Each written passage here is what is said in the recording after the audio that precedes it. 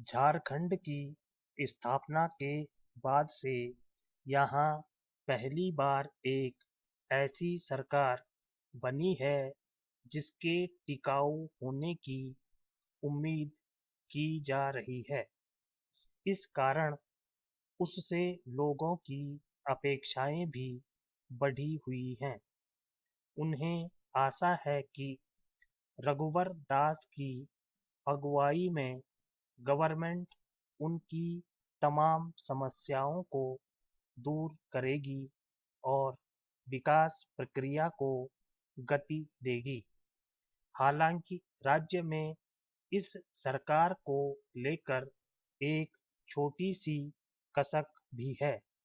इस आदिवासी बहुल राज्य की कमान पहली बार किसी गैर आदिवासी नेता को सौंपी गई है। झारखंड का गठन ही इसलिए हुआ था कि अविभाजित बिहार में आदिवासियों को पर्याप्त राजनीतिक भागीदारी नहीं मिल पा रही थी और उनके हितों की अनदेखी हो रही थी।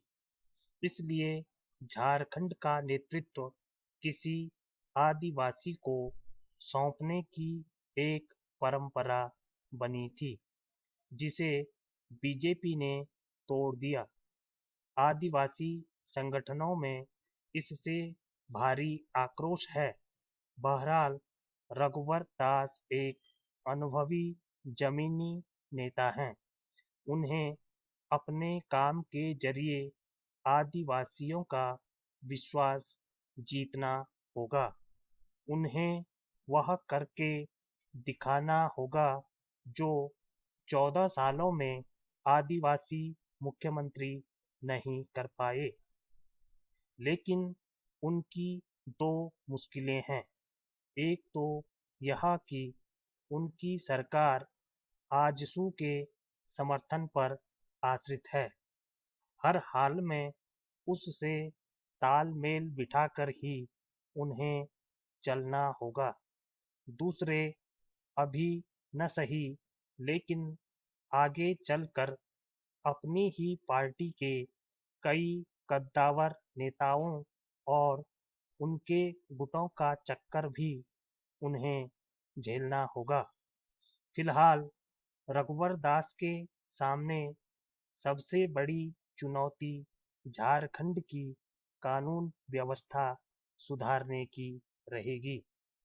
नक्सलियों से निपटने में सख्ती या समझौते में से कोई भी नीति सफल नहीं हो पा रही है।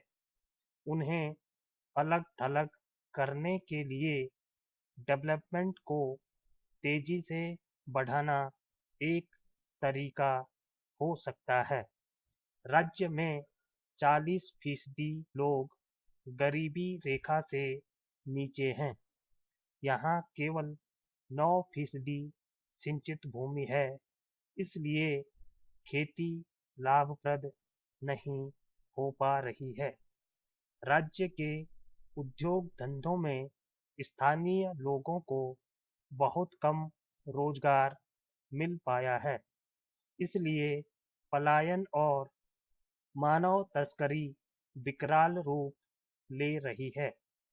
गैर सरकारी आंकड़ों को माने तो पिछले 12 वर्षों में झारखंड से लगभग 30 लाख लोगों को रोजगार की तलाश में पलायन करना पड़ा, जिनमें लगभग 5 लाख महिलाएं भी शामिल हैं।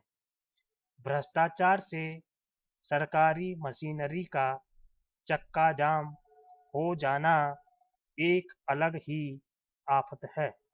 जाहिर है रघुवर दास का रास्ता आसान नहीं है, लेकिन वह दृढ़ इच्छाशक्ति के साथ काम करें तो उन्हें जनता का सहयोग जरूर मिलेगा। स्टॉप।